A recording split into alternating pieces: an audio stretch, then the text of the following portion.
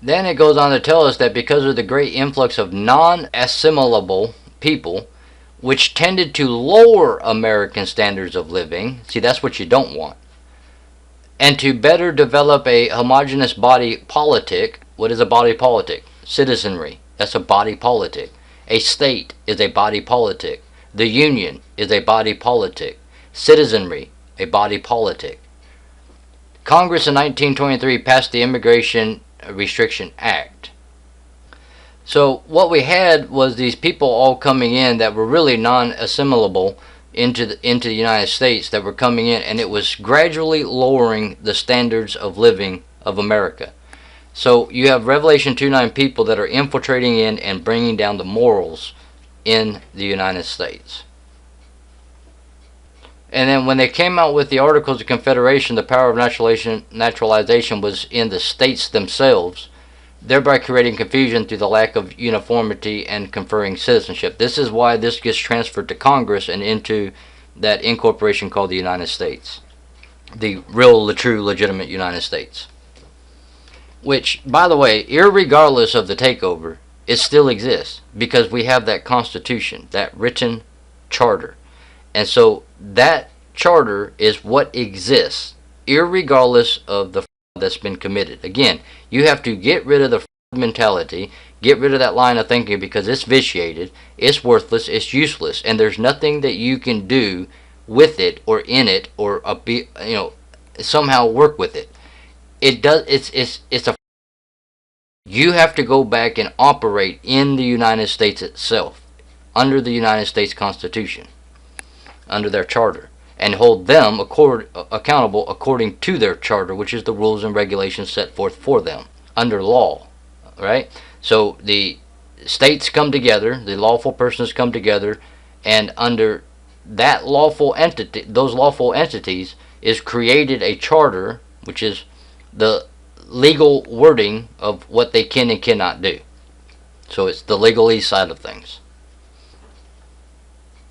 Let's go on down a little bit here. Dual citizenship. The Supreme Court declares that there are two kinds of citizenship, state and national. Citizens of the United States residing in any state enjoy rights of both state and United States citizenship.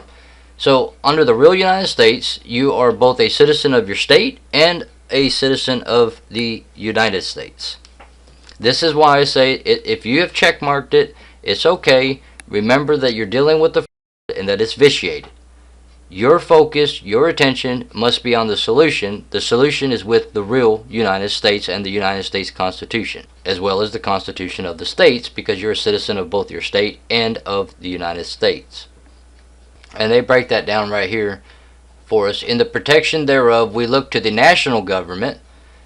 If the source of such rights lies in the Constitution and laws of the United States, and to the state government if such rights are based upon the Constitution and laws of the state. So it depends on the situation that you're finding yourselves in and what you're dealing with and what evil or wickedness or corruption you're trying to deal with as to whether or not you use the United States Constitution or you use the Constitution of your state. Dual citizenship does not imply a divided allegiance. While a state commands allegiance of its citizens, the paramount allegiance is to the Union. Why is that? Because the Union is the national pride or the national aspect of our great republic. You have your local pride in your local government, where you are participating and doing your duties and responsibilities at the local level. Then you have the state level, and then you have a national level that also matters very greatly, as we're beginning to see as these things are brought out into the broad daylight. The thing is that if you don't have this union, then what you end up having is a chaotic situation in which all of the states independently do whatever the heck they want to do, and there's no uniformity. And when you have no uniformity, you have a chaos. And once you have chaos, you have a very easy access for evil to enter in. The union is very, very important. And what the lawful persons created, that is United States of America, with lowercase the, is very, very critical. It's a needed thing. Like I said, this is absolute perfect machinery. It's unbelievable machinery that was created. The mind that the Founding Fathers had is insanely incredible. They gave us one of the most remarkable forms of government to ever exist on earth. Now, listen to what this says. In America, public opinion, that's you, the individual, that's we the people, is the ultimate force of government. It is the expression of the mind and conscience of the whole nation without respect to sectional or partisan alliances. Under the Constitution of the United States, voting is the only means provided for the expression of public opinion. It is the exercise of the will of the citizen in the protection of his rights. The most important role that you have as a citizen is your ability to elect a president or a vice president or to elect a governor or to elect anybody to represent you. So when you go to the polls and you cast a vote individually to determine who is going to represent you, it is critically important that you have done your research on each of the people running, who they are, what is their character, what is their morals, where do they stand, do they believe in God, etc., etc., etc. If you just go to a poll and willy-nilly vote, then you are enabling wickedness. You have a responsibility and a duty to know the people that are running and to vote for the right individual. And if nobody that you want is running, meaning everyone that's on the poll is wicked and corrupt and evil and all sorts of other things, then you yourself need to go run, rather than just picking somebody. Never ever elect someone that you have no clue about. Your entire future and the future of the generations to come depend upon your vote and your choice in that vote. Right now we're dealing with a situation in which it is quite clear that for many, many, many years now, this Dominion system and other systems have been operating in which they are capable of controlling the votes. So right now, the most critical thing that any individual can be doing is making sure and guaranteeing election laws that require only legitimate, true, genuine votes to count and nothing else. But you can guarantee that the wicked will do what the wicked do to make sure that they maintain the ability to manipulate the elections. So it is in each and every single one of you individually's responsibility and duty to make sure that these laws get put in place. Without us, they don't change. Remember, the entire letter operation, what is it teaching? That you have to think for yourself, you have to research, you have to come to your own conclusions, you got to stop listening to groupthink, you got to stop listening to the echo chambers and think for yourself and come to your own conclusions based on facts and things that you discover for yourself in your own research, and make your determinations based on true, genuine facts. That is the number one thing that the operation pushed out to the people. Now look at number 29 here. Obligation of citizenship. Active citizenship is gained only by becoming an enfranchised citizen of a state. That's a state citizen. This carries with it the obligation of a clear understanding of the principles of government and the courage to demand that these principles be not abridged. That's your responsibility, that's your obligation, that's your duty. So if you don't have an understanding of the principles of government, that's where you need to start. In other words, start with education. Education is by far the most important thing that we have to do, and we need God's help, because every single American, however millions of us there are, need education. We cannot act, we cannot do anything until we have been educated, until we understand the principles of government, the ideals of America, the principles of America, and what our responsibilities and duties are as citizens of this great and amazing republic. So Andrew Jackson said that every good citizen makes his country's honor his own, and not only cherishes it as precious but sacred. Remember what they did? What did they do in the Declaration of Independence? They pledged their sacred honor. See, their spirit, their mentality is completely and utterly different than the mentality of Americans today. We have been demoralized and destroyed from within. Lincoln declared, "I must stand by anybody that stands right. Stand with him while he is right, and part with him when he is wrong." Now, we know who his character is and all these things, but what he stated there is absolutely critically important. You stand with the people that are upright. Those are the people you elect. Those are the people you put in office. Now, if they get into office and become demoralized or start becoming corrupt or doing all those things, then you got to hold them accountable and remove them from office and do what you got to do.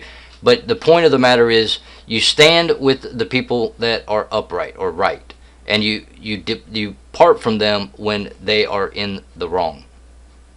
Okay, his statement is correct. What he did to America was incorrect. Again, you got to understand that Lincoln came to a point in his life where he understood what was going on, and he sought to fix this thing. But they took him out because of it. So let's see what it says here. It is essential that the individual citizen, okay, that's you, that's me, that's each and every single one of us individually, exercise his right of franchise, that is vote, as his paramount duty at all elections. Okay, it don't matter if it's local, right there in your county, if it's state, or it's in the federal servant side of things. Doesn't matter. You should always vote. But before you vote, you have to do your duties, you have to do your research, and you have to know who these people are. Uphold the Constitution as the one assurance of the security and perpetuation of the free institutions of America. Okay, if you don't uphold the Constitution, then you get what we got today, which is non-free institutions in America.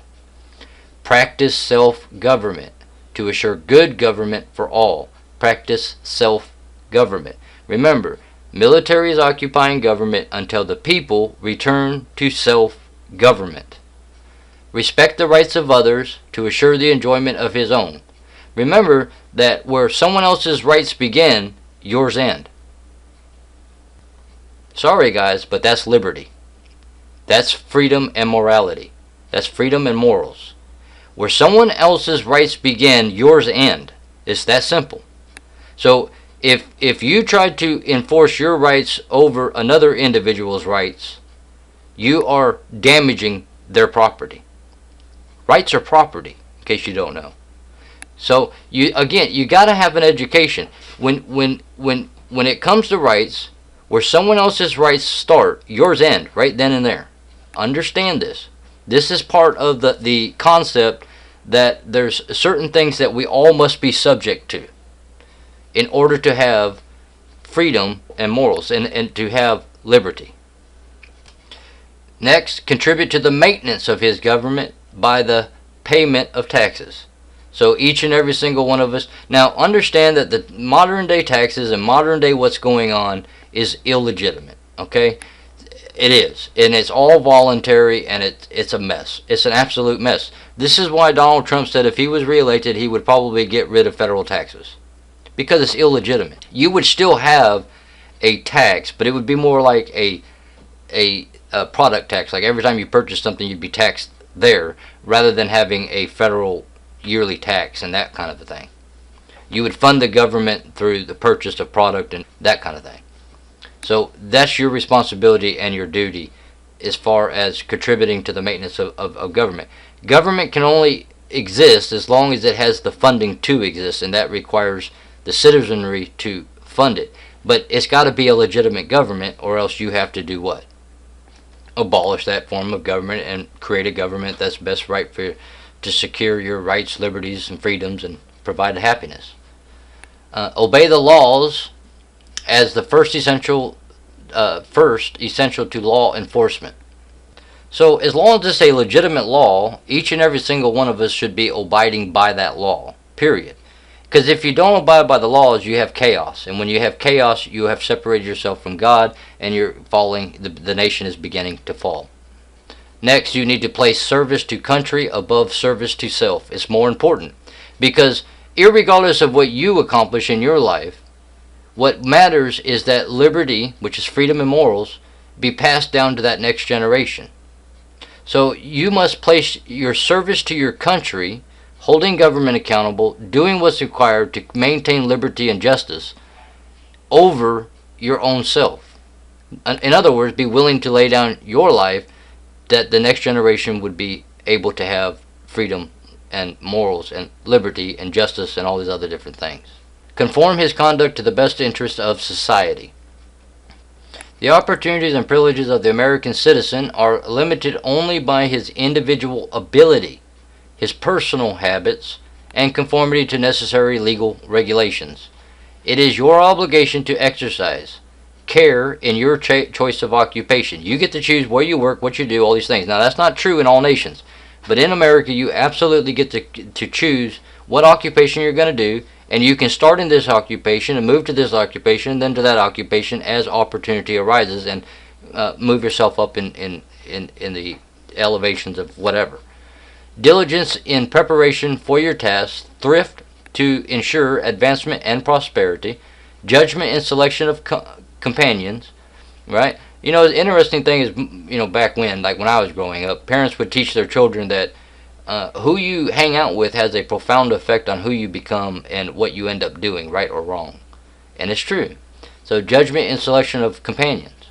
Integrity is critical. If you're going to be an American citizen, you've got to learn and acquire integrity.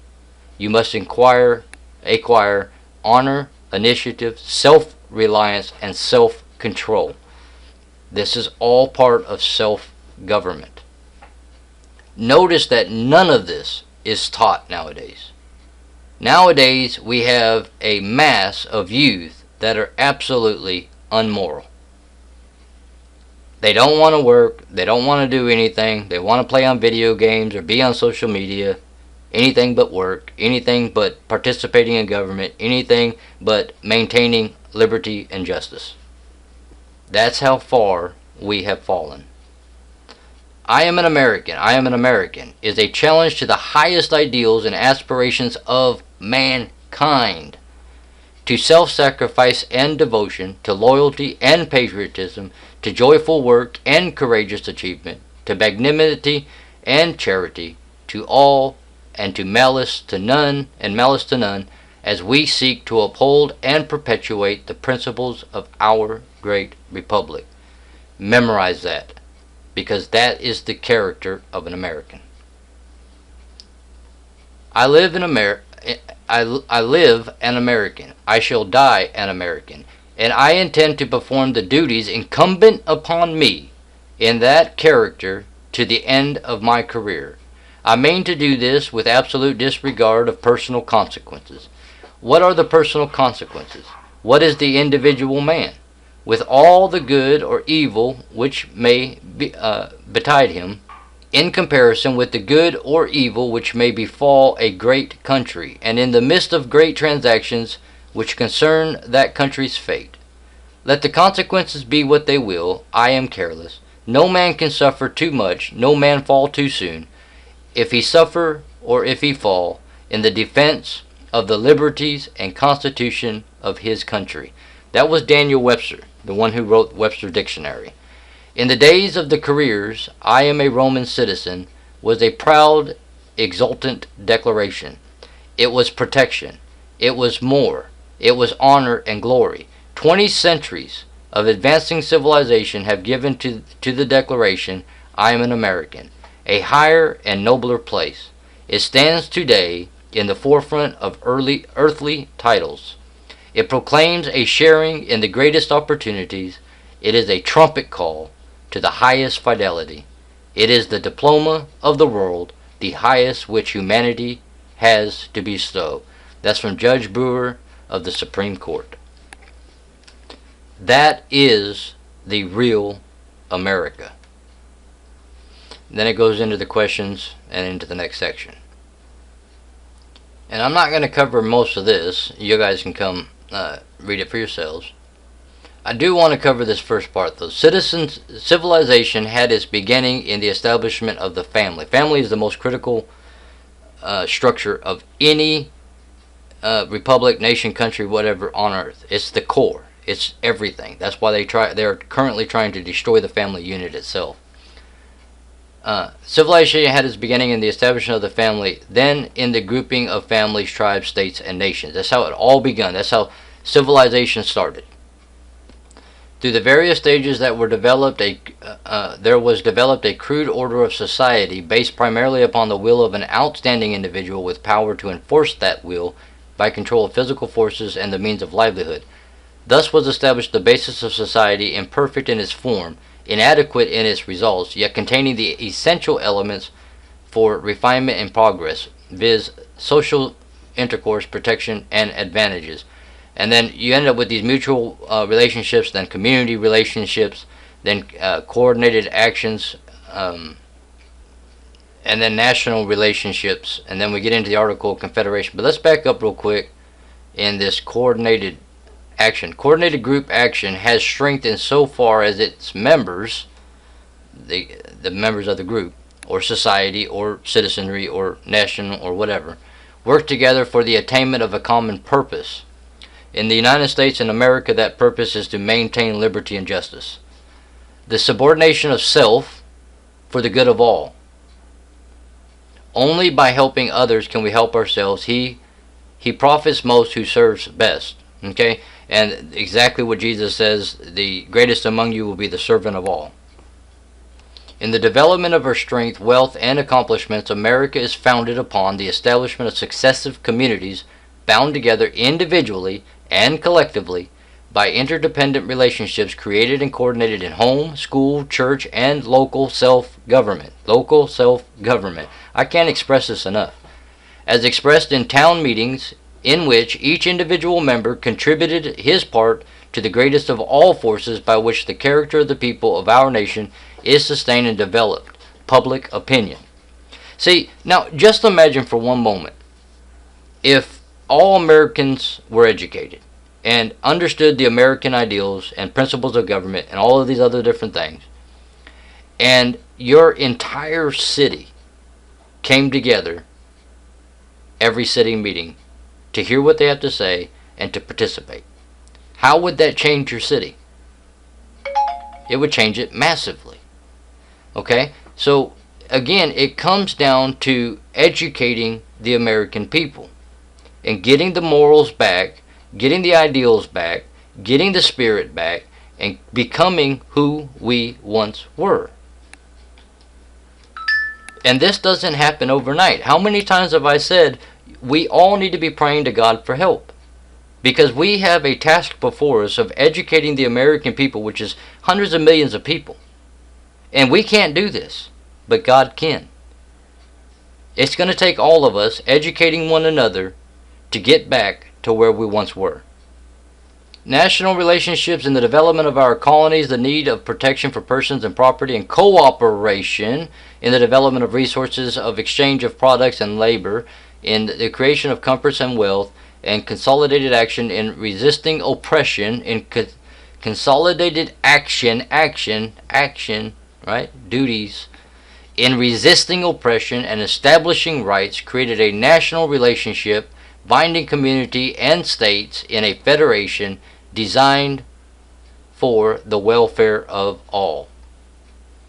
The Federation. What is the Federation? Land jurisdiction, the United States of America. Then it goes to talk about the problems that we faced under the Articles of Confederation, where the states basically, it says under the Articles of Confederation, trade rivalry separated the new states from each other. There was an emphasis of state over national interest. Okay, this is bad, very bad. You do not want to have state interest over national interest. Why? Because we are all one. All of states are free and independent and sovereign states, but we are all one under one goal, liberty and justice for all. Right?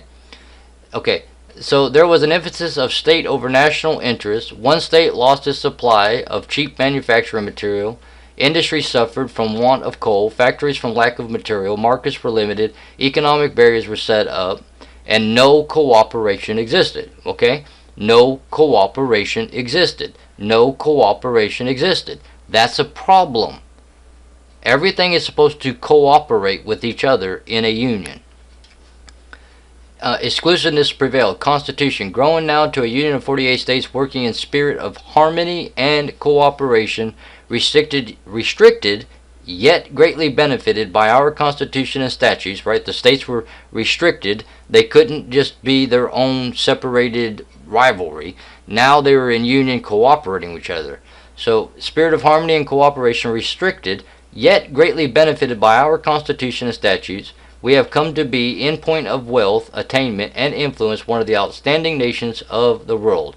Under our Constitution, the departments of government are set up for the express purpose of coordination and cooperation for the general welfare of our nation. So, the United States of America that was originally created by the lawful persons, this is its point in purpose and role, is to create a cooperation, a unification of all the states, and to bring them in union, to have protection, and to be able to do international and earthwide or worldwide things that need to be done, whether in commerce or any other thing. Post offices, mailing to France or whatever, and all the other different things that federal servant does.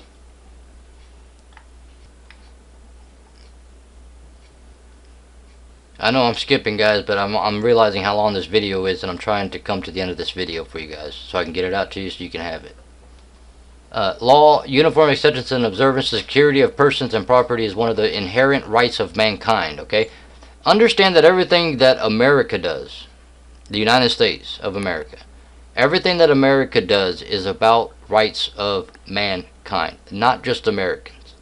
It's about human dignity and the rights of individuals all over this earth. Again, we are totally different than any other nation on earth. It says it is guarded and guided by statutory laws, uniform in their restrictions and benefits, so that every citizen is fully protected in his rights. That's individually. You are individually, you yourself, by yourself. If you were the only American, are fully protected. Your rights are fully protected based on the way that this government is structured and set up. As long as you are informed and you understand the ideals of America, of Americans, and the principles of government and all this other stuff, and you are doing your duties and responsibilities, this remains true. The minute that you stop, this remains untrue, because government begins to take you over. Uniform laws are valuable in their benefits and protection to uniform acceptance and observance. Many a man have complete personal liberty. May a man have complete personal liberty. May a man do as he pleases. He may provide, he may do as he pleases, he may have personal liberty, provided he is not a member of organized society. Right? State national. You remove yourself from society. To attempt such action as a citizen constitutes him an outlaw in such ratio as his independence interferes with the rights of others and breaks down the structure of government. All crime is, ignorantly or willfully, a violation of the principle of interdependent relationships. Get the principle here. Get the concept here. All crime is, ignorantly or willfully, doesn't matter, a violation of the principle of interdependent relationships. You are not the only one on earth. Therefore, you cannot have 100% complete personal liberty, nor can you do whatever the heck you please. You can't just go over here and tear somebody's yard up, okay? Because that yard belongs to that individual, not you. So, moving over to state national, if that's what you want to do, by all means do it, and you'll have your reasons for doing it, and understandably, that's fine if that's what you want to do. But understand that if you interfere in any way with relationships that are all around you, you're going to draft yourself right into another jurisdiction and you're going to jail or prison because you stated that you were a state national. So you got to be very careful. This is why I say if that's the choice you make and you want to be a state national, make sure that you 100% fully and completely and totally comprehend and understand the processes and what it is to be a state national. Then and only then, start the actions and the things that are necessary in order to become a state national. It's your choice. If that's what you want to do, by all means do it. You're going to take 6 months to a few years to learn it and then execute it. And if you execute it before you fully learn it and understand it, you're going to get yourself in some serious trouble.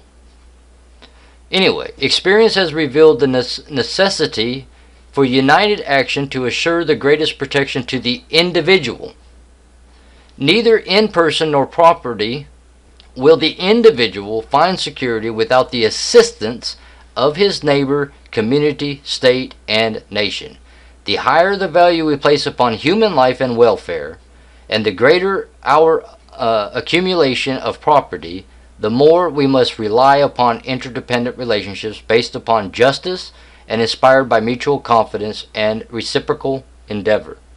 It's important to understand that the larger, like where we are today and what we have today, there are unending interdependent relationships that you're involved in. And when you become a state national, you have to separate yourself from all of those interdependent relationships. Because if you're a state national and you mix in with these interdependent relationships, you're changing jurisdictions and you've already made a claim that you're a state national, therefore you're in serious trouble. So what I'm saying is, if that's what you want to do, really research it, really study it out, understand what it is that you're doing, and then after all of that, if you still want to become a state national, go for it. Understandable.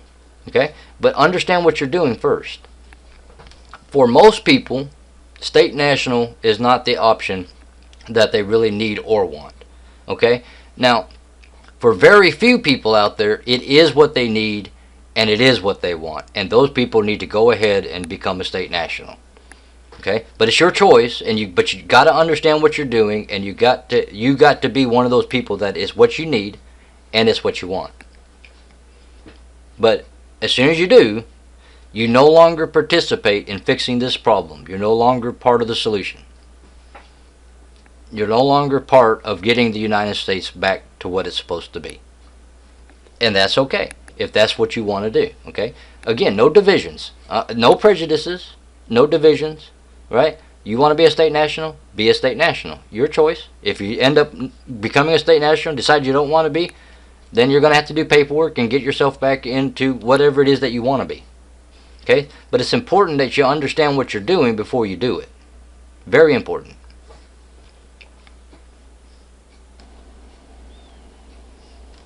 A nation of specialists. We are a nation of specialists because experience has taught us that greater benefits will accrue to one and all through each individual learning to do one thing well. The physician looks after our health, the teacher gives instruction, the farmer grows the grain, the lawyer attends to legal matters, others specialize in providing all the comforts and conveniences of home.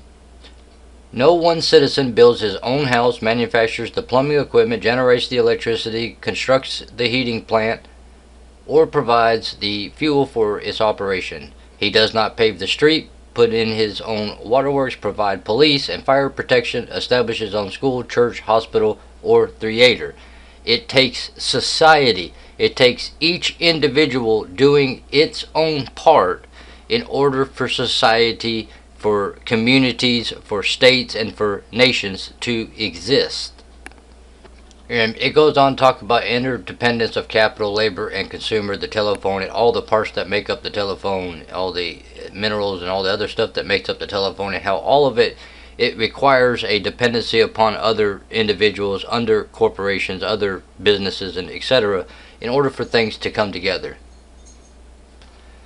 Coming down here to beneficial to peace. In America, a degree of independence is developed, out of which is born the idea in the minds of many that a citizen of the United States may be a law unto himself, retaining, however, the disposition to regulate the other fellow. If he does not like the law, he seeks a way to evade it, at the same time shouting vociferously over the increase of crime and the lessened influence of our courts. He demands the highest wages attainable and complains at the prices he must pay for the product of his fellow laborer. He insists upon his right to independence and liberty, yet is ever ready to restrict such actions on the part of others. That citizen who has not developed the spirit of cooperation, understanding, and tolerance is at war with his fellow man. See, a lot of people say, I don't want to pay that much. I'm not going to pay that much for that particular thing. Well, that's what that labor that made that thing requires in order for him to live and to function. Well, I don't like this law. Okay, well then why don't you go to your county meeting or your city meeting or whatever you're involved in, that meeting, and get that law changed. Otherwise, it is what it is and you are under that law. See, if you don't come to a point of having the spirit of cooperation, which is how the entirety of the earth works. I mean, when you look at nature, nature's laws, it is in cooperation. Like, I mean, I know they tell you when they give you the evolutionary theory, they tell you that it's survival of the fittest, blah, blah, blah. But when you actually get down to the biological level and into the soils of the dirt and all this other, into the actual living soil, not dirt, and you begin to realize that these plants are interreacting with each other and sharing resources and doing all these things through fungal networks and highways and byways under the earth, through fungal networks and stuff, and these bacteria are breaking down rock and giving it to the plants and taking moisture from this plant and handing it over to this plant and doing all these various things, you realize it's all cooperation, the exact opposite or the reverse or the mirror image of what we were taught. See, they don't want us in cooperation. They want us in corporations. They want us to fight one another, to have prejudices against one another, to have divisions against one another, etc., etc., etc. Unselfishness. Every American citizen must guard against the spirit of selfishness, the inordinate desire for material gain, the temptation to live beyond his means, and the tendency to find the easiest way to attain the most in satisfying his constantly increasing wants. Honesty. Individual and collective, national and international, inspiring confidence wherein there is neither room for trickery nor unfair practices is the basis of the principle of interdependent relationships. Such honesty rests not so much upon legal rights as upon the golden rule. Hang on. And what is the golden rule? To love thy neighbor as thyself, right? To cooperate, to help one another, to lift each other up, to benefit one another. You imagine a society, I mean, that's how the entire United States was formed and fashioned in the beginning. If they wouldn't have cooperated, if they wouldn't have been helping one another and doing, each individually doing their part, the United States would have never came into complete existence. It would have collapsed and been destroyed. This was the people that was coming into a wilderness, and an untamed wilderness, and in which you had good Indians and very violent, evil, destructive Indians, both. And you had wild animals and every imaginable thing, and they had to tame the wilderness and conquer the wilderness and form and all the different states and all the different things that we had to bring about. I mean, this is the nation of conquerors, period, that don't give up and lay down their life and do whatever it takes to move forward in cooperation. That was the original United States. It's not what it is today because of all the people that have moved in. Cosmopolitan character of population. The United States, in her philosophy of self-determination, emphasizes the ideas and ideals of human rights and human associations. In the fulfillment of this policy, she opened wide her gates to the people of the earth, inviting them to share with her the blessing of liberty. Liberty, liberty, liberty. Somewhat less than half the racial stock of America's 108 million white inhabitants are of British blood. Of the 95 million whites in 1920, 14 million were born in foreign countries and 23 million were of foreign or mixed parentage. There are 1,672,000 Germans, 1,600,000 Italians, 1,250,000 Russians, 500,000 Czechoslovakian, 465,000 Austrians, 370,000 Hungarians. There are 1,500,000 foreign-born over 10 years of age, unable to speak the English language. This foreign population supports over 1,000 newspapers published in 30 different languages. There are no more untapped racial reserves. Resultant duties. In return for the opportunities and privileges established through her own sacrifices and paid for with the enormous exactions of treasure and human life, she expects and has the right to demand that those who accept her hospitality shall respect her principles, that those who elect to live in the security and comfort of her homes and institutions shall give due honor and reward full allegiance to her Constitution, and shall in no instance, either by choice or through ignorant acquiescence, seek to despoil the land in which were bred freedom, equality, and opportunity.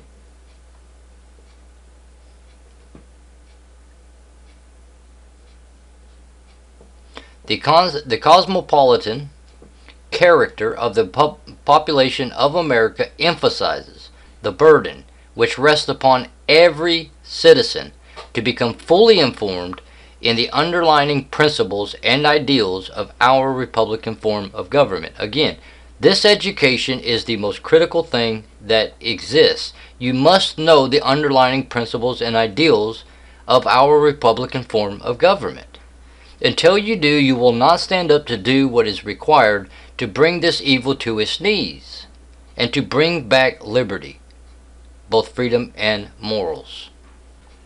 One of our greatest problems is the education, assimilation, amalgamation of these various and numerous foreign groups into an understanding, harmonious, loyal, and upstanding American citizenship. To this and succeeding generations, that's our generation included, is given the opportunity to develop from our homogeneous character an outstanding race expressive of the highest principles, ideals, and traditions to which a God-loving, humanity-loving, liberty-loving people can aspire.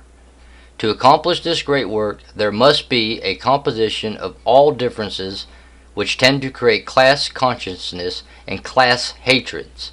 Tolerance, born of knowledge, understanding, respect, sympathy, and harmony, engendered by the spirit of common cause and purpose, are essential in the interpretation of the principles of interdependent relationships. Understand that to be an American, I don't care if you come from Africa, if you come from China, if you come from Japan, if you come from Russia, Germany, Great Britain, and you decide that you want to be naturalized to become an American, then the character of a American is a race expressive of the highest principles, ideals, and traditions to which a God-loving, humanity-loving, liberty-loving people can aspire. That's who America is, and nothing short of that. Now, we have become utterly something different, and a reason? Lack of education, lack of morals, lack of principles and ideals of America and of our form of government.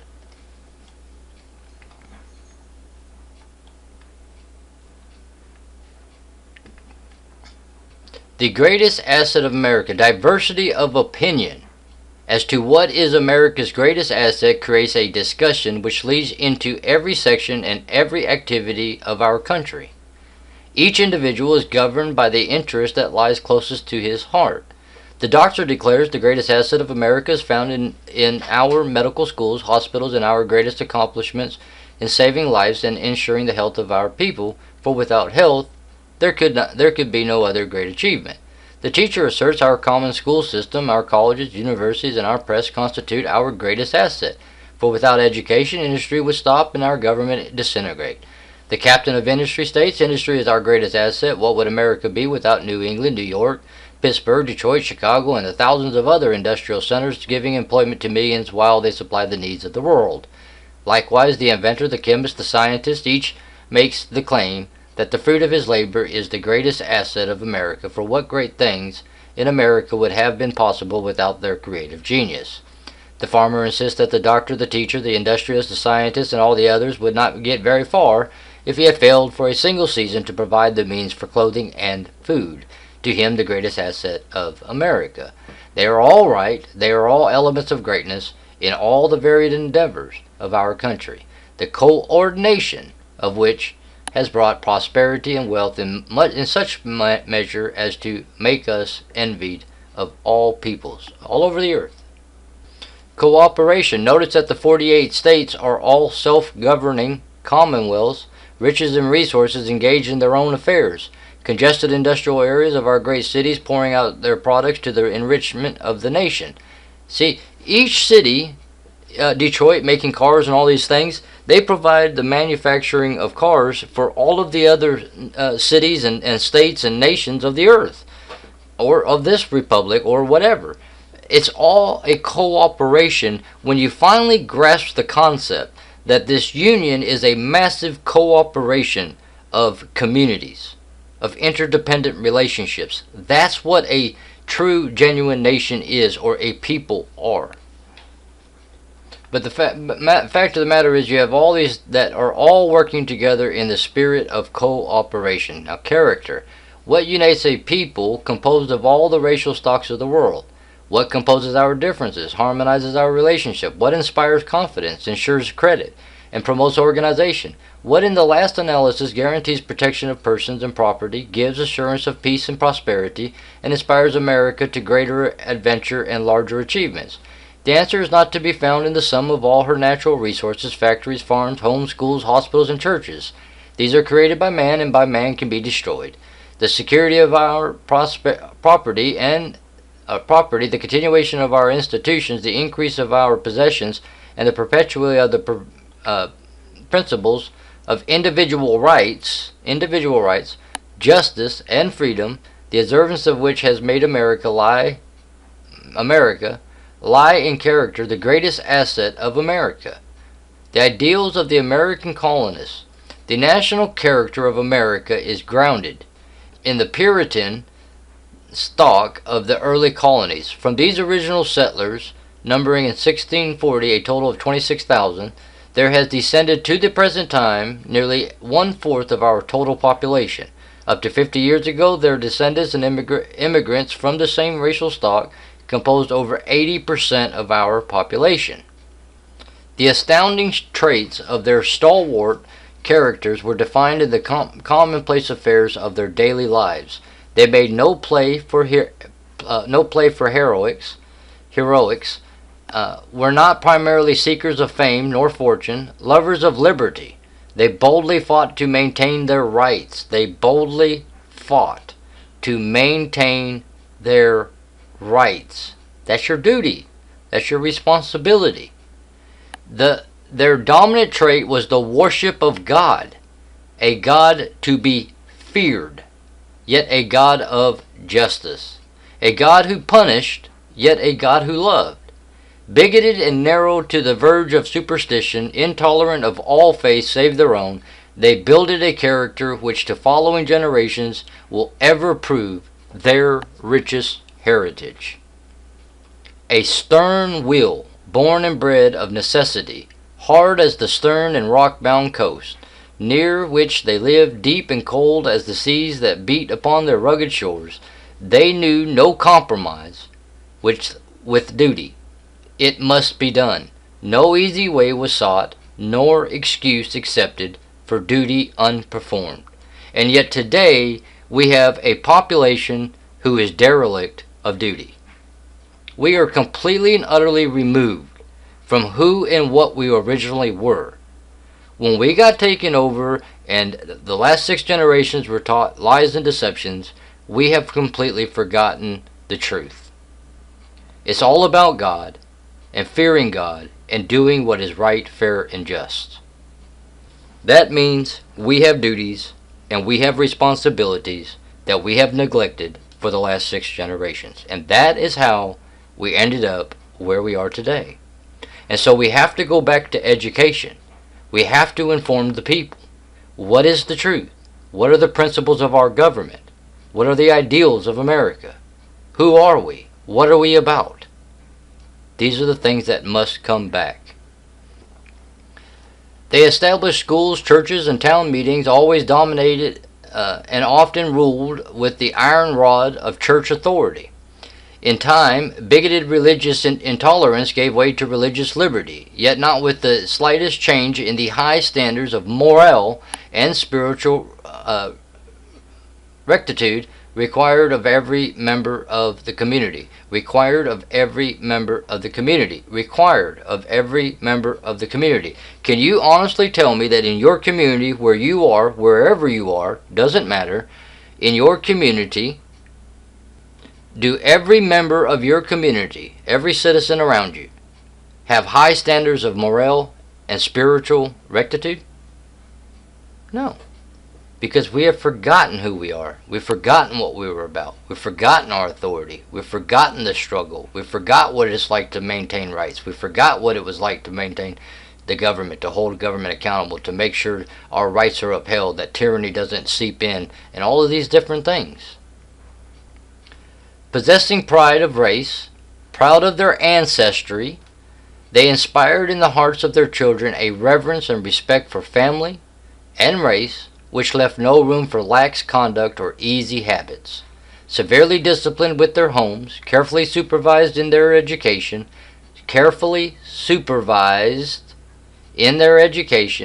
the children were taught the obligation of participation in community affairs and were obliged to submit to the severe restrictions imposed by their elders through the laws enacted by the local town meeting. That is something that we do not see at all today. The restriction of these laws, those up there, and the severity of punishment imposed for the slightest infraction are cause for astonishment in these days, and of easy morals and lax law observance. Yet their value as conducive to upright living, what does the scriptures talk about? Live uprightly. Strict morals and honest endeavor is strikingly evidenced by the pronounced influence of the New England community, the church and town meeting, in molding the national character of America.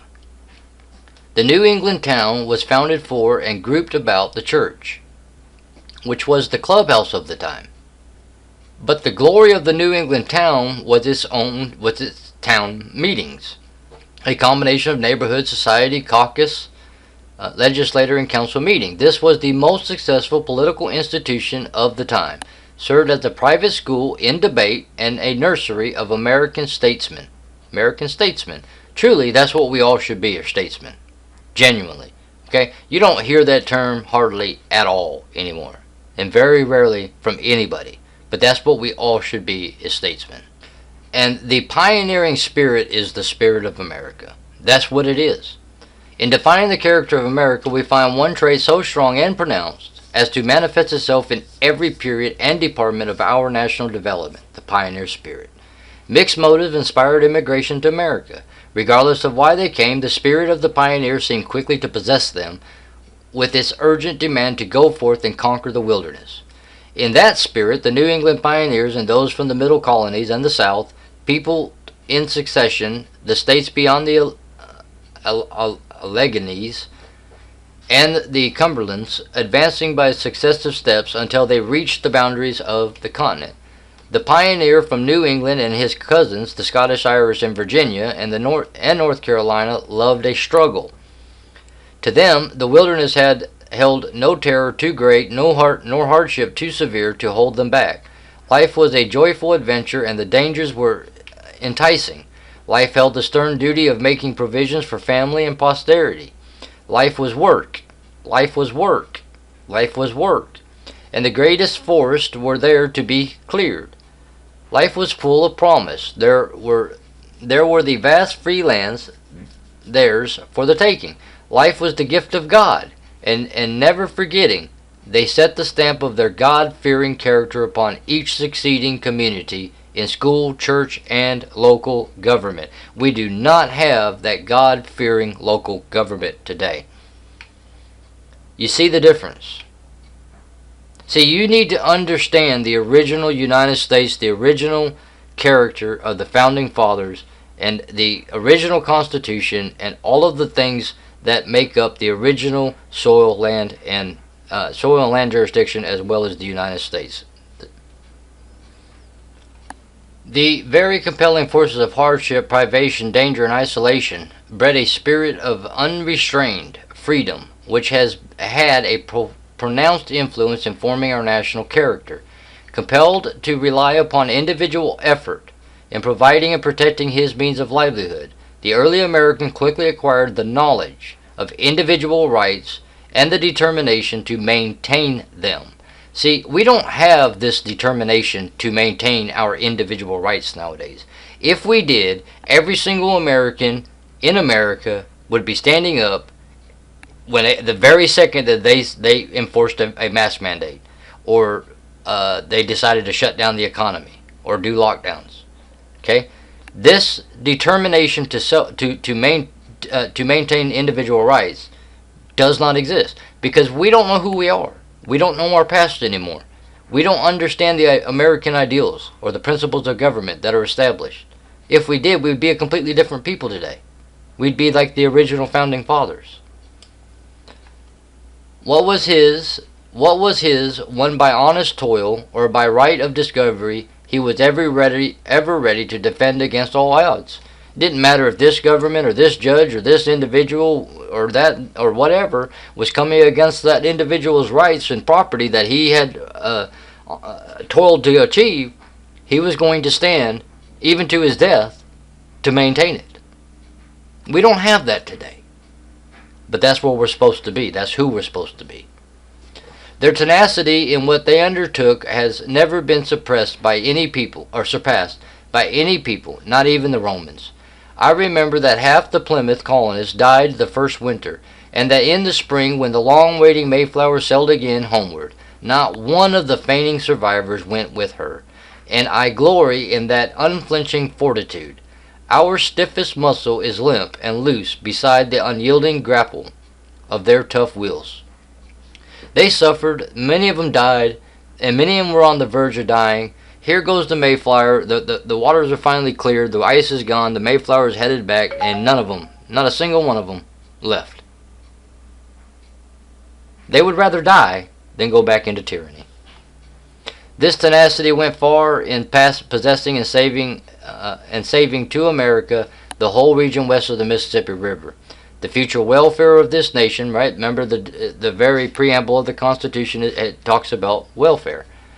The future welfare of the nation, the preservation of representative government, that's what we have. We have a republic, which is a representative government, and the principles for which it stands lie largely today within the hands of the citizens of the West. For into that section has traveled the center of the population, and there is to be found over one half of the descendants of the colonial forefathers. Our national character is emphasized in our ability to govern ourselves. To govern ourselves. Until the people return to self-government, we have a military-occupied government. That's what the Lieber Code accomplished. Such ability did not develop overnight, neither can it be acquired for the asking. No other nation has attained self-government in equal measure with the United States. The colonies struggled 150 years before they had established a sufficient foundation to take the step that led to the Great Experiment. Our present form of government would never have been possible without this long period of preparation, involving study, experience, mistakes, and a growing measure of successes, exemplified in the wise legislation inaugurated by several of the colonies and in the increasing spirit of independence prior to the War of the Revolution. Success was made possible due to the collective fitness of the colonials for the task of self-government. The colonial was a good farmer, an excellent schoolmaster, a very respectable preacher, a capital lawyer, a sagacious physician, an able editor, a thriving merchant, a shrewd peddler, and a most industrious tradesman, able to comprehend the full measure of human associations. We don't see that today, because that education, that knowledge has been removed. Hence, with these qualifications, when independence was won, a committee of chosen representatives called to the arduous task of revising the Articles of Confederation found within themselves a collective knowledge which enabled them to produce that document, the Constitution of the United States, which Mr. Gladstone said is the greatest piece of work ever struck off in a given time by the brain and purpose of man. That's the Constitution of the United States. That's why they had to take us over. Individual character, moral worth. In the discussion of moral worth, it is primarily true that we weigh and evaluate the actions of the individual. However, individual acts do not form a haphazard aggregate of unrelated deeds. For back of the act are dominant principles that assume a certain continuity in human action. With knowledge of the temperament and trend of a mind of a given man, his action under given circumstances may be fairly predicted, due to the fact that behind the shifting play of emotions found in the mental life of everyone, there is a background of permanent emotional associations and processes which change slowly, if at all. This stable background of the moral life is character. Upon great impulse, one may commit an act foreign to his nature. It does happen. Things happen and you impulsively react and you literally are contrary to your normal nature. However, in the long run of life, his deeds are an expression of his character. We base our estimate of character upon known performance. We catalog the individual as good, bad, reliable, unstable, trustworthy, worthless. His worth to society is assessed. We judge what measure of reliance can be placed in him, how far he may be trusted, wherein lies his weaknesses, and wherein his greatest strength. The secret to the remarkable progress of America in the first 100 years of constitutional government lies in the fact that her public-spirited men were striving to put the best into government, not to take the most out of it. That is a key statement, and I hope you grasp it. In the very nature of our government, the responsibility for its social, economic, and political standards rests absolutely upon the character of its individual citizens. There can be no collective morality, integrity, honor, that is not the sum of the principles of the individuals of the community, state, or nation. If the majority are mercenary, the character of the nation will be ruthless. If the growing tendency to irreligious thought persists, the nation will become irresponsible. It has a direct effect. The level of education put into the people, which determines the morality, determines the type of nation that you end up living in, especially in a representative republic. Desire for education and religion. Desire is, perhaps, the greatest force in the determination of individual character. It overrules the handicaps of environment, poverty, and physical defects. It asks no favor of race, creed, or color. It has no determinate end. Its power is to ennoble or debase. As a man thinketh in his heart, so is he. That's from the scriptures. The desire of our forefathers for education and religion intensified with each succeeding generation by the ever-increasing facilities for intellectual development has fixed the American character upon a high plane of moral worth and honorable attainment. Knowledge is being extended with a rapidity and scope never before known in human history.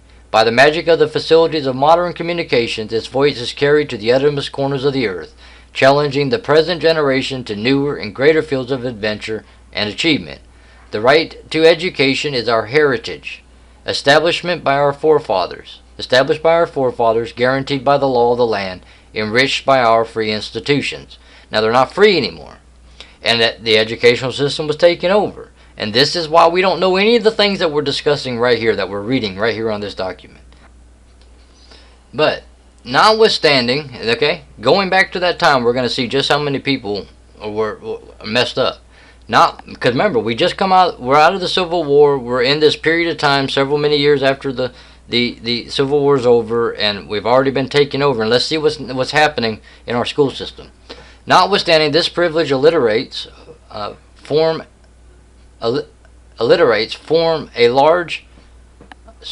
Notwithstanding this privilege, illiterates form a large portion of our electorate, right? The people that vote. The National Education Association tells us that 4,300,000 illiterate citizens were qualified to vote in the last presidential election. Over 4 million ignorant voters unable to read any discussion of issue or candidates. The last census disclosed that 1,400,000 children between the ages of 7 and 13 years were not in school during the period from September 1st, 1919 to January 1st, 1920. Because of universal suffrage, right? Remember, we're having massive suffrage after the Civil War and after all the things, and then this document comes out to get people back on track. And then it disappears because, well, it gets people back on track. They were not in school. Because of universal suffrage, the modern complexity of our national life, and the acknowledged principles of the right of private judgment, and open-mindedness, receptive of the revelation of truth, a thoughtful citizenry is necessary. On the diffusion of education among the people rests the preservation and perpetuity of our free institution. Daniel Webster. If you don't have education, and if the people don't understand and preserve that which has been come to understanding, then we lose it all. And that's what happened. We lost it all. Now we're trying to put this thing back together. And I believe that the letter operation and Donald Trump and others are involved in having already pretty much repaired this. We're just watching this movie kind of play out as things go forward, because it has to get to a point of precipice in order for people to get to a point where they're willing to make the change. They're willing to grow up. They're willing to finally say enough is enough. What can I do? In other words, take back their responsibilities and duties. So the foundation of character, the character of the individual and the nation, is founded upon religion and education, which, united with that force we call will, give to every individual the means for high attainment. Submitting yourself to these impelling influences, resourcefulness and unconquerable energy take command. By their power, you win self-mastery. The joy of work becomes a reality. Labor is dignified by the pride of accomplishment. Obstacles and handicaps are but a challenge to greater effort. Discipline becomes self-imposed. Which is something, when you look around, most people do not have discipline nowadays. They're unmoral. We don't have morals anymore. Remember, the first thing they do when they come into the nation is to begin the process of demoralization. Now, religion laid the foundations of our American government. Understand it. It's all about God. America was founded upon God. It neither seeks nor claims any justification for its existence save righteousness. It had its beginning. It found its inspiration in the religious beliefs of the men who settled our country, made it an independent nation, and maintained its institutions and laws. That was all citizenry, guys. Back then, if you were American, if you were over here, you were maintaining its institutions and laws. You were, individually. If it is to endure, it will be through the support of men of like mind and like character. In other words, without those types of people, it does not endure, and it finds its final end. And when the United States falls, the whole world falls with it. Get it? Education is by far the most important thing. Get in the Word, stay in the Word, get the Word in you. By far the most important thing you can possibly do in your entire life. Daily performance necessary, expressed in terms of unselfish devotion to ideals, or attitude to others, or sense of responsibility, our willingness to give full service, loyal cooperation, our faithfulness to each other, and our reverence for religion, embodied in the daily performance of every task. Character is the greatest asset of America. And guess what America doesn't have today? Character. Educating the American people is by far the most critical thing that has to be done, and it must be done now, and we need God's help. We can't do this on our own. How do you get all of America completely awake to the point where they go back to being moral? to being both free and moral, so that we once again have liberty and the removal of this British territorial government and Roman municipal government, and simply have the soil land jurisdiction along with that union of that land jurisdiction, which unites us and unifies us all together as one people under God. It's going to take God's help. That's the only way to do it.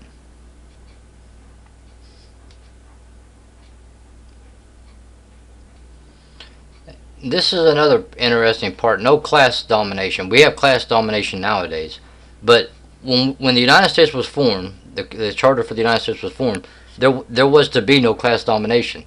No class is permitted to dominate in America. Public opinion, which is always representative of public character, will not permit the assumption of power, whether it be capital, labor, farmer, group, or section.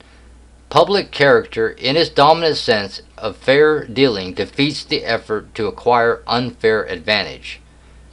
Nothing is more characteristic of modern American life than the pouring out of private wealth for public service.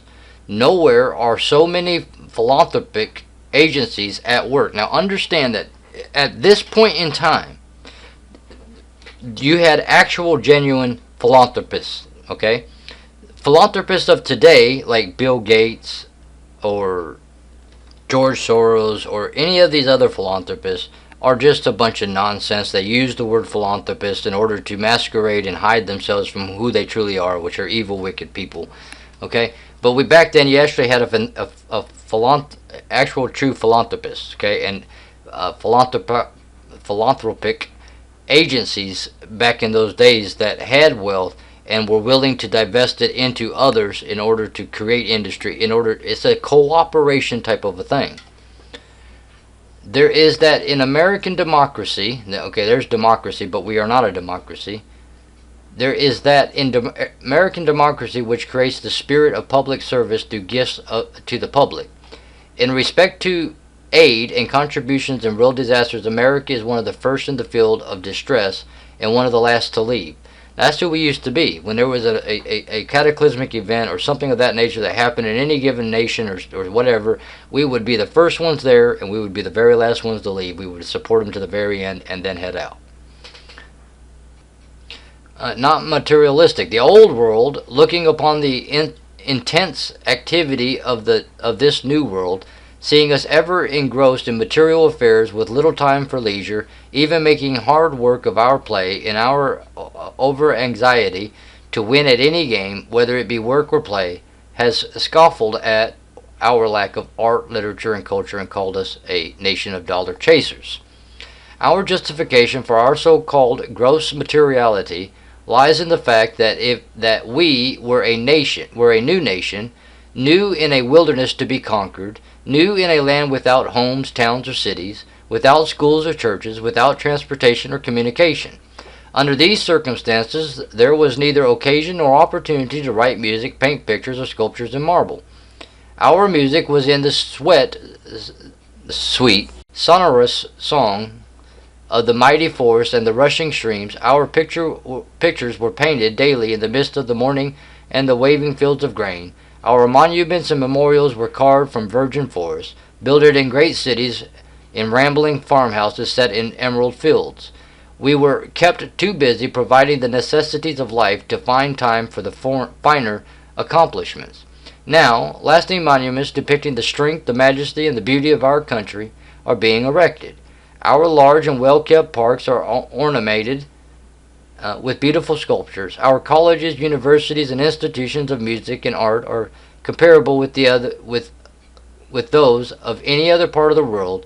Our public galleries and museums possess priceless works of art.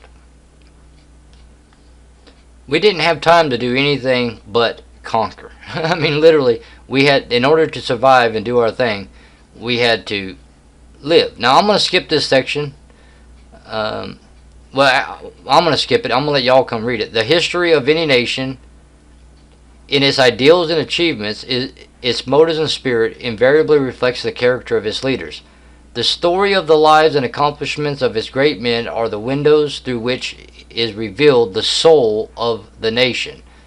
The biographies of the leaders of America should be carefully studied as the means of best understanding the controlling factors in the development of our country in any given period. In these stories are revealed the combat of minds, the clash of opinions, the cunning of politicians, the ruthlessness of self-seekers, and the saving forces of those dominant leaders who inspired the people to follow them in the establishment of the ideals out of which have been created the splendid achievements of our people. In the lives of our great men are to be found the elements of righteousness, courage, justice, unselfish devotion to duty, self-reliance, initiative, and stubborn determination, the ingredients from which was brewed the virile, aggressive, and generous spirit of America. With each succeeding period of our progress in government, industry, agricultural, education, medical, science, we have had the leadership of men and women devoted to public service with little thought of personal gain. Nowadays, people seek out a job and do all their thing based on personal gain. We have reversed absolutely everything that we once were. In this spirit, our government was established. They who had power to assume control dared to commit that control to a free people, knowing that the ideals of liberty, justice, and individual right had been indelibly stamped upon the very souls of their countrymen. In the like spirit, succeeding generations have responded to the call of their leaders for the preservation of our nation. For the preservation of our nation, we are at a point where we are either going to preserve our nation or we are going to watch our nation fall. Okay? So we are at where they were, preserving our nation. Creative and destructive forces are in eternal conflict. The experience of the past gives us wisdom to accomplish the task of the present. So he's going to go through the field of achievements. He talks about George Washington, military leadership, political leadership, farewell address of Washington. He goes into the nation's gratitude, the printer coming out, publishers, philanthropists coming into being. Talks about Benjamin Franklin, scientists, political philosophers, diplomat. He talks about Lincoln, or John Marshall, all these stuff. He goes through all the different things, and he teaches us, exactly who we were. Declaration of Independence, President of the United States. In the trying days during and following the Revolutionary War, Thomas Jefferson, very powerful guy, had very understood limited government unbelievably. This guy, if you want to do a study on Thomas Jefferson.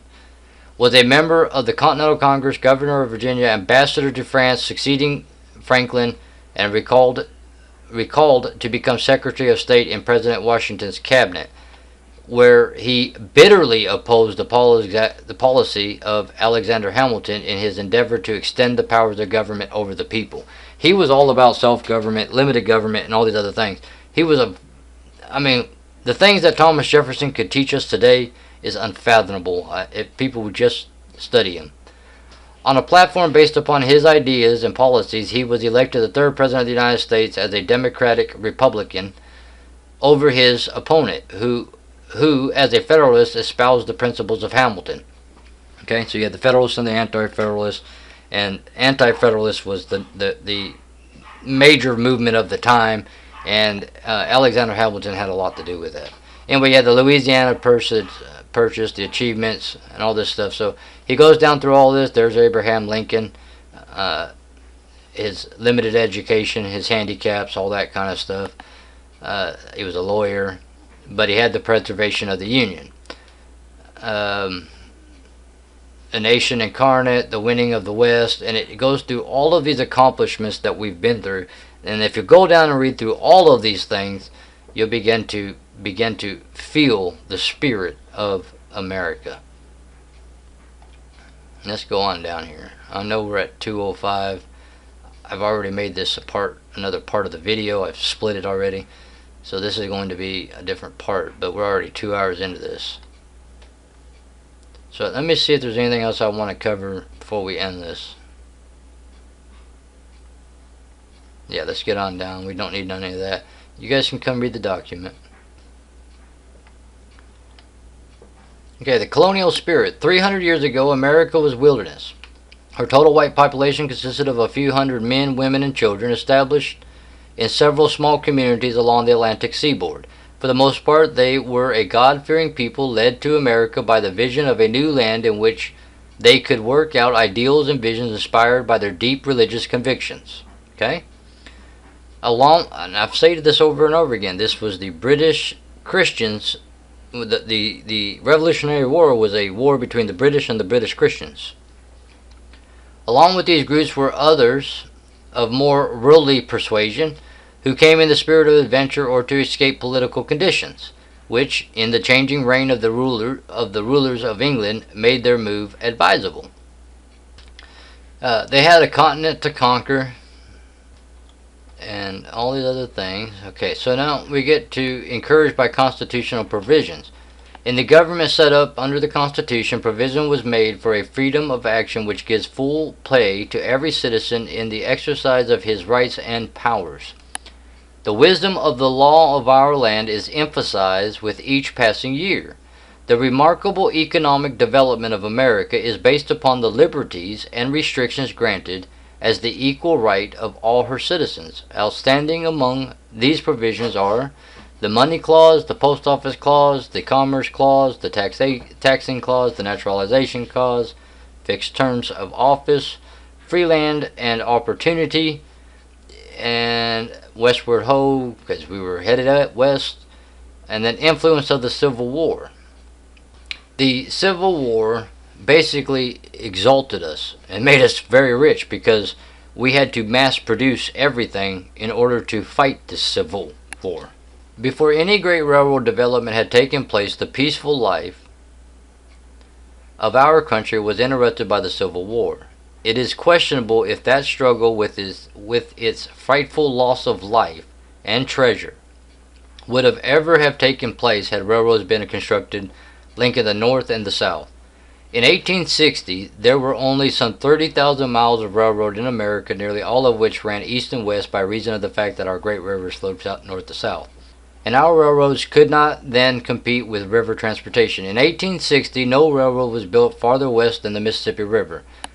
West of the stream, the country was almost entirely given over to the great herds of buffalo and roving Indians. With the close of the Civil War, the impetus given industry by the necessity of making war materials, the development of steel, and the growing appreciation of the value of rail transportation caused a marked advance in our economic life. The acquaintance of masses of men from every section of the country and the close ties formed by their association through the war added its force to the awakening of a new era. Capital saw a great opportunity for profit through development of our vast natural resources. Foreign capital was attracted. Combinations were formed. These groups were able to obtain concessions and rights, quickly developing a power of control over industry which placed in the hands of a comparative few the economic life of America. With capital consolidated, only labor was required for this exploitation of our natural resources. America was too vast in area and too small in population to furnish the labor. By then existing immigration laws, the doors were open the world might enter. Capital needed labor, and it must be cheap labor. So we had this new immigration. The man with the hoe was invited and urged to find in free America his great opportunity. He came by thousands, then tens and hundreds of thousands. The former class of immigrant had come to America to take up land and become farmers and builders of homes and communities. They were followed by the thousands who worked in the noise and sweat of our great steel mills, in our coal mines, and in the factories which quickly built up within our cities' large congested areas, with great sections almost entirely composed of single nationalities. Labor was exploited, voted, worked, or felt or left unemployed. Following the war with Spain in 1898, a change was inaugurated, led by far-seeing men who recognized the danger of our free government. In the increasing power of capital, the people developed a system of control through Congress, which broke or checked its combinations. Industry had greatly developed during this period. Wealth has been amassed as never before. Yet the economic life of America had suffered. Equality of opportunity was largely restricted, and classes with intense class hatred were created. So now we have this class separation, the very thing that America was trying to avoid. But then in 1917 there came a national emergency, the World War, right? And one class alone, that is the American citizen, took precedence. America astounded the world with her ability to adapt herself to abnormal conditions, converting her peacetime factories and equipment to wartime requirements. Now, World War III, we were forced into World War I, we were actually forced into the war, okay? It was designed by these Revelation 2939 people, and we were literally, just plunged into the war. We didn't want to fight the war. We didn't want to be a part of it. During the Real War, the wage earner learned to put his excess money into Liberty bonds, and he caught the idea of investment, acquired the habit of systematic savings, discovered the strength that lies in consolidating the small savings of the many. He began to understand the meaning of capital, lost his fear of it, and found a way to have a part of its benefits. Then we went into mass production and high wages and steady employment. And as all that took place, we became the creditor nation. Alright, so I want to go down now. Is America worth saving? The remarkable development of American industry has proven beneficial to all, not only to employer and employee, but also to the world. America has amassed unbelievable wealth which is being spent for the good of mankind. In its large range of distribution, it had fixed our standards of living at the highest point known to civilization. We may therefore answer yes, America is well worth saving. And it is worth saving. And it's still worth saving today, because if we lose America, guys, you can forget about liberty. You can forget about having morals on the earth. You can forget about having freedoms. You can forget about individual rights, because those won't exist. America is the only thing that is upholding those things and allowing them to continue to this very day. So knowing your duties and your responsibilities and doing your part is critically important. Now, I want to go down here to the two forms of government. One form of government gives the state the supreme control and places all its citizens upon a common level of equal condition. The other recognizes the rights of the individual as greater than the government and emphasizes the superiority of equality of opportunity, in contrast with equality of condition. Alright, so collectivistic government. This is what we are not, okay? This is very important. In the system of government, stress is laid upon the proposition that all men are created equal, meaning that no man has a right to that which is denied to another. That any system of government failing to recognize and conform to this ideal is wrong, and therefore an enemy of society and a foe of mankind. The ignorant, illiterate, physically and mentally deficient, the lazy, improvident, and reckless have equal right with the alert, aggressive, busy, educated, high-minded, orderly citizen who aspires to the best and is willing to pay the price of attainment through self-discipline, hard work, and careful management. It is not in human nature to recognize equality of condition, except to acquire a personal advantage. One may be willing to divide another's property with the third and fourth individual, providing the share remaining to him is something more than formerly possessed. Collectivism, right? This is the collectivistic government. Collectivism is the denial of personal rights. The state, that is the community, becomes the chief concern of all. It claims that the law of equality, once applied, would destroy every human desire for individual dominance, making society safe, content, comfortable, and happy. This quote-unquote ideal is to be accomplished by the application of force under the direction of leaders, in the selection of whom the people will have little or no choice. It is necessary at first to enforce the will of the community interest until the people become educated and submissive to this new order. Okay? New World Order. This is the same concept. Denied all personal rights, collectivism gives its instructions where to live, where to work, what to do, what to think, and what to say, and for the state is the law. Confiscation of private property. Collectivism declares that the possession of property has developed protection of property through government, courts, police power, and public opinion, making it difficult for one to acquire private property except by work. Private property must be abolished so that all will live on a plane of equal condition. Equal condition. It's not what you want. As a matter of fact, this is what they're trying to give us today, though. As a matter of fact, however, human nature will see to it that the equal condition will very quickly become an equal condition of misery, want, and discontent. The collective government proceeds against imperialism by outlawing the church. The church, at the behest of capital, fed the people the opium of religion, making them willing slaves to do the will of their capitalistic masters. In the interest of the new order, there must be left no place for religion, lest the people gain courage to throw off the yoke of their newfound freedom. Alright, so in other words, let's have a lockdown. Let's remove your ability to go to church. Let's remove God from the picture, right? Because why? Well, the opium of religion prevents slavery.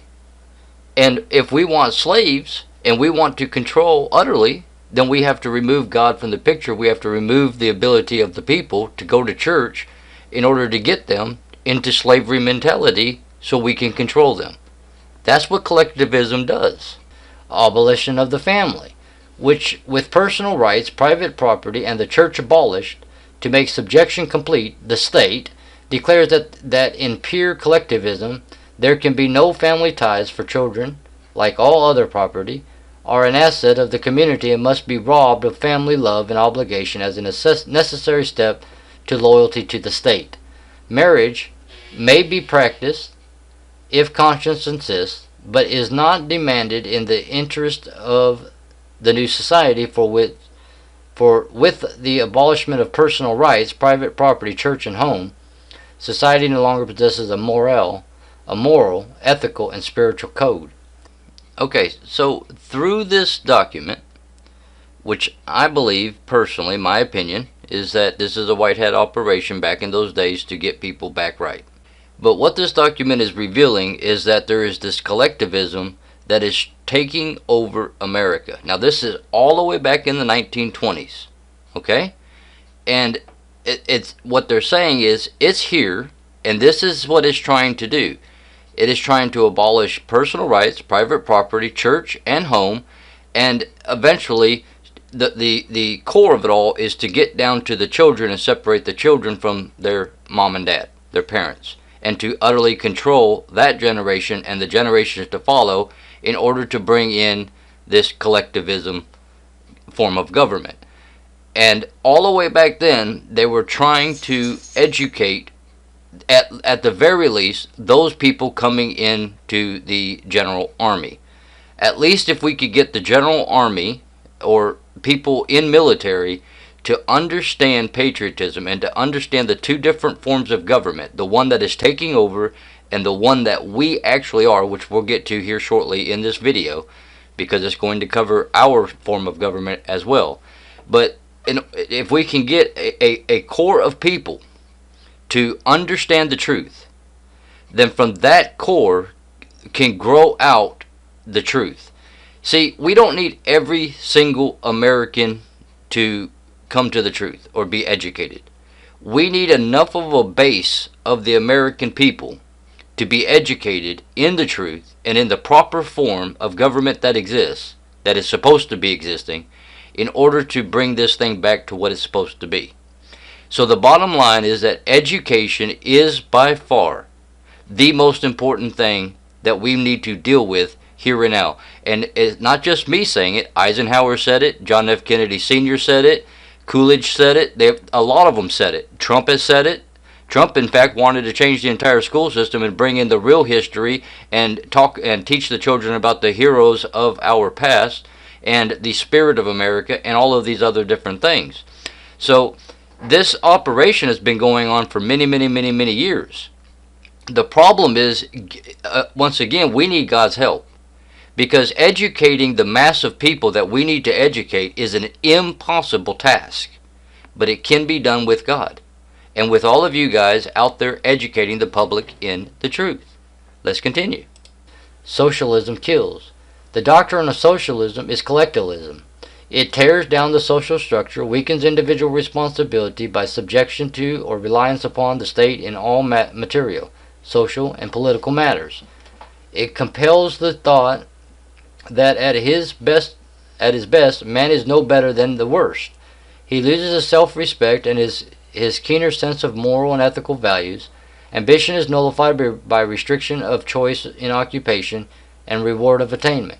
Initiative, the very backbone of all progress, is smothered in the morass of impersonal service, mass servility, and mob inertia. Socialism aims to save individuals from the difficulties of hardships, of the struggle for existence, and the competition of life through calling upon the state to carry out the burden for them. Equality of condition, the ruling law of collectivism, is the death knell alike to individual liberty, justice, and progress through the destruction of individual and national character. See, this is exactly what is taking place here and now in the United States. When the citizen of a nation seeking comforts and pleasures find no joy or satisfaction in hard work, the years of that nation are numbered. Free bread and the circus mark the declining days of Rome. A surfeit of food, clothes, comfortable homes, and much time for idleness can easily become the first step to the overthrow of civilization. See, nowadays we live in a time where this generation that is coming up, they don't want to work. They don't want to put any effort into government. They don't want to do anything. They want to sit on their iPhones and their Samsung telephones and their tablets and on their computers and in video games and everything except work, right? I personally am extremely busy, like all the time. I've got something going on at all times. Like I have zero time to make videos, yet I still make them because it's critically important that education gets out to the public. Idleness is the destruction of a nation. This is why they shut down the pipelines and they did all the things when they put their actor into position in the British territorial government in the narrative when we have this fake false president, and he begins to shut down industry. Because if they can get the people idle, then they have the ability at that point to bring down that nation. See, we are a nation of opportunity, and we're going to get to that here shortly. But right now we're talking about this collectivism government that was initiated in the times of Lincoln. And this operation was going out to try to correct what was taking place in America and bring forth the truth and the remembrance of who exactly we are, what our ethics are, what our morals are, what we stand for, what the spirit of America is, what are the ideals, what are the principles of our government, etc., etc., etc., to get people back on track and to seize back control of this great republic. See, we are at war. I have stated this over and over and over again. The Revelation 2939 people are at war against every nation on earth right now. And they were forced out into the light when Trump was brought out of the narrative and the Biden-Harris administration was forced into the narrative in order to bring this entire collectivism form of government that has seized control out into the open for everyone to see and to understand. Without that happening, there would be no way for us to take action. But now that the people can see it and understand that it's here and has been here, we can now take the steps of education and then get people to take the actions necessary, that is to work the solution, in order to bring this entire thing down. Let's continue with the document. So we've seen that we have this collectivism, and in the collectivism it's all about what? Equal condition. Equal condition. So then we get down here right to individualistic government is equality of opportunity. That's where all men are created equal. Equality of opportunity. carries with it the absolute right of every man to keep what is his own. There can be no confiscation of property without due process of law and just recompense to the rightful owner. Upon this foundation have been based most of the greatest accomplishments of the past, as well as assurance for still greater achievements. So, right to private property. Each citizen enjoys the right to private property. Granted, the privilege of working for one's self-ambition is fired. Initiative is encouraged, labor is not restricted, and the hard thinker and hard worker gets the reward denied the lazy and indifferent, creating thereby classes, castes, poverty, and wealth. See, in our form of government, it's all about individualism and opportunity. Okay, these are the ideals of our government. The simple fact that if you're a hard thinker and a hard worker, you will get rewarded in the labor field, and you can become and do anything that you want to do in the real United States. Okay, not this taking over we're dealing with currently, but in the real United States, as long as you are a hard worker, you're not lazy, you're educated, you have an understanding of the principles of government, the ideals of America, and all these things, and you put forth the effort, then unlike the lazy individual or the indifferent individual, you will escalate to levels unheard of anywhere on earth, because this is a land of opportunity.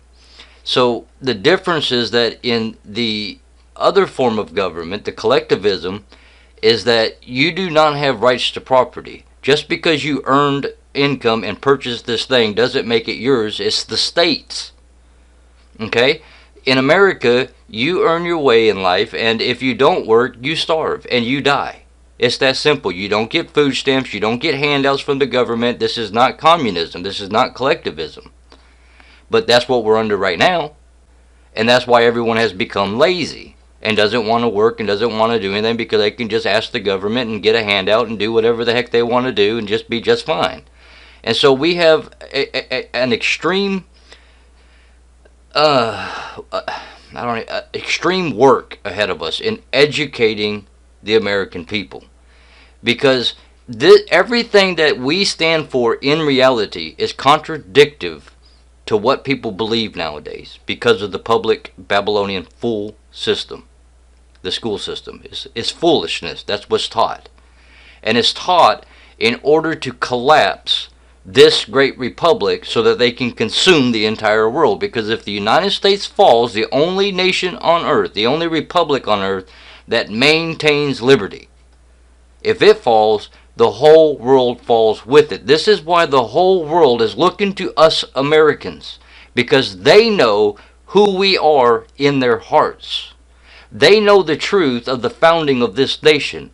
They know the principles of this nation, and that this is a nation under God. And if this nation falls, the whole world is screwed.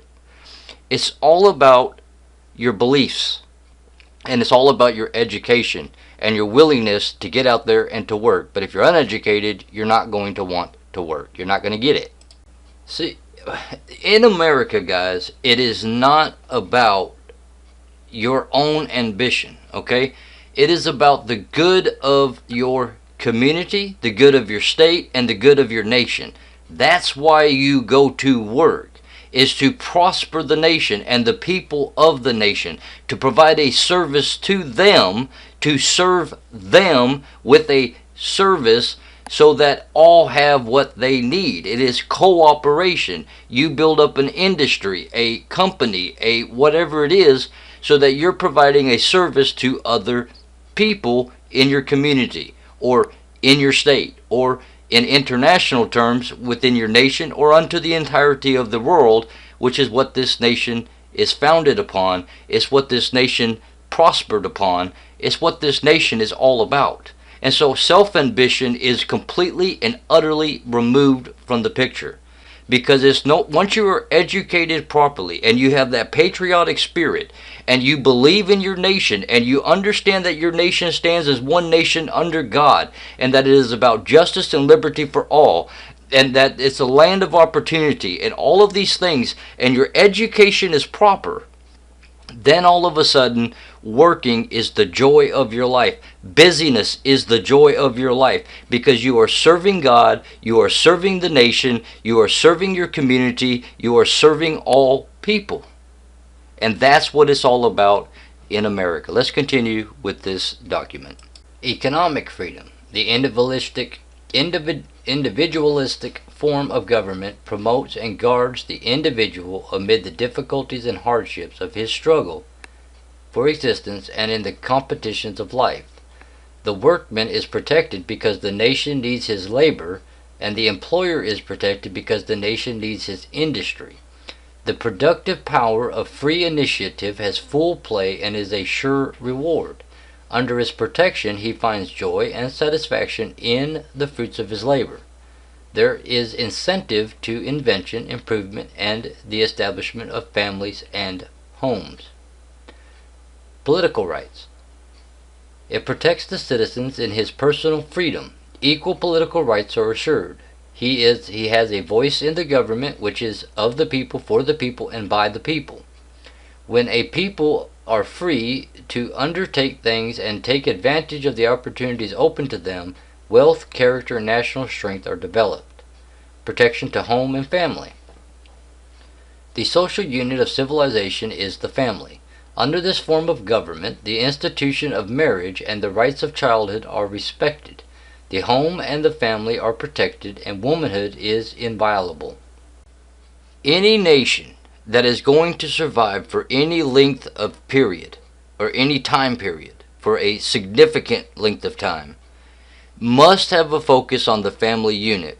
The family unit is the core of every community, of every state, and of every nation or republic. And a republic and a nation are kind of one and the same thing. The difference between a republic and a nation is that a nation has a centralized government which controls everything, whereas a republic has a centralized government that is very limited in its scope and in its power, but all of the various independent states must comply with that unification in order to keep everything unified and orderly and to have law and order. Okay? But it is not there to control the people like other governments do. So this thing about the womanhood is inviolable. Understand that inviolable means that to never or never to be infringed, broken, or dishonored. Women are critically important. The man is continuously working. The woman may choose to work because she has nothing else to do, but the woman's main thing is she carries the new vessel that is going to become a living soul when it takes its first breath, and then she has the responsibility to raise that child while the man of the family is working and doing what he needs to do to better the community, the state, and the nation. So womanhood is extremely important in any legitimate, liberty-loving nation. Okay? Now, if she has no children to raise and all these other things, then most likely she's going to go out into the work field and help the community, help the state and the nation. But otherwise, she needs to remain with the children and help them to be raised up, to be educated in the truth and in the principles and ideals of America and the American form of government, which is unlike any other nation on earth. And I cannot say this enough times, guys. The American form of government is not represented anywhere else on earth. Others have taken our Constitution and done whatever they've done, but they have not matched the form of government that we have. Neither has there ever been a republic that has lasted as long as this great republic has lasted. Let's go ahead and continue with the video.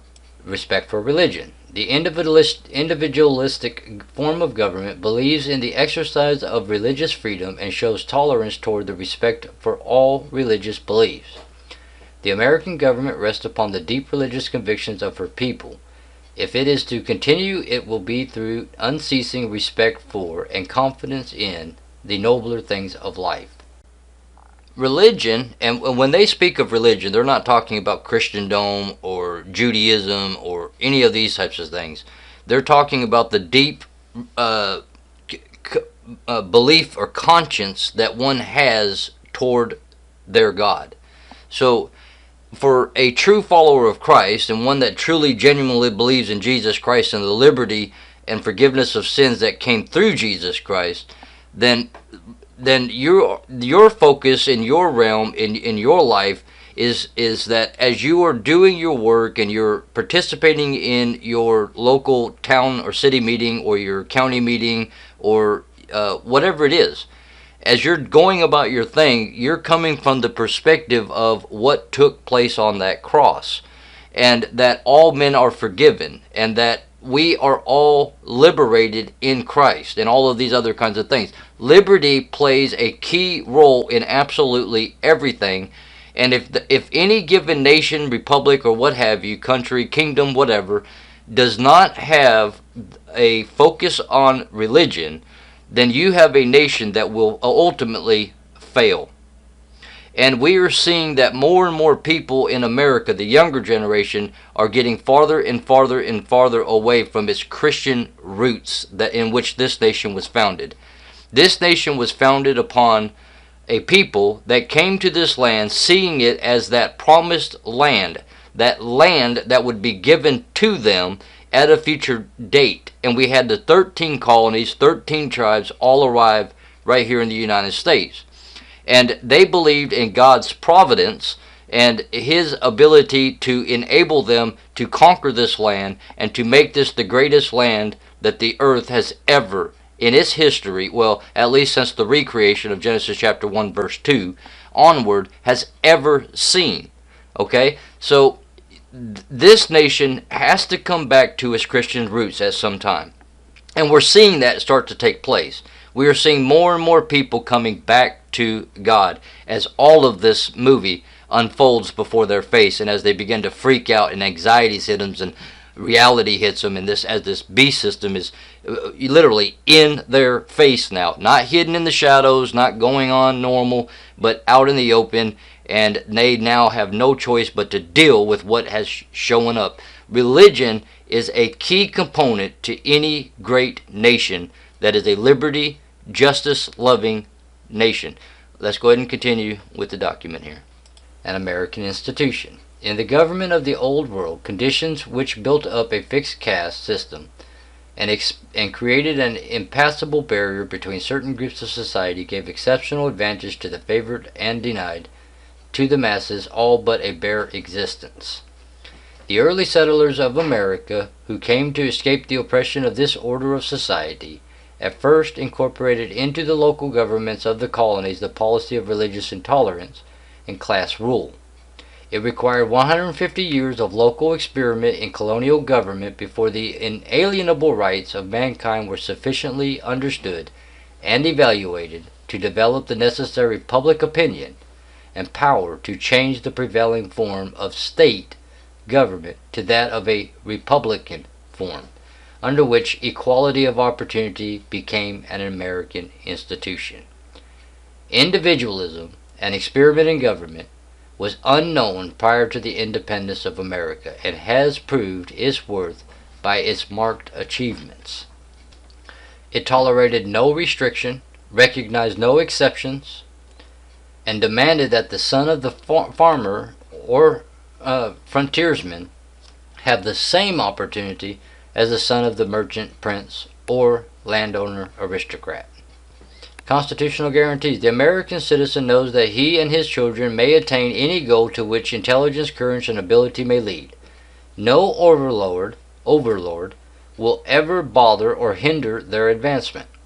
No succession to power or property is vested in titles of nobility to be transmitted through succeeding generations to favored families. The rich of today may be the wage earners of tomorrow, while the story of the rise of the exceedingly poor to affluence and power is as common as it is true. You see it all throughout the history of America. The young American's future depends upon himself. He may inherit a fortune. His sense and ability alone will enable him to keep it. He may be born in the cabin of the miner or at the shack of the mountaineer.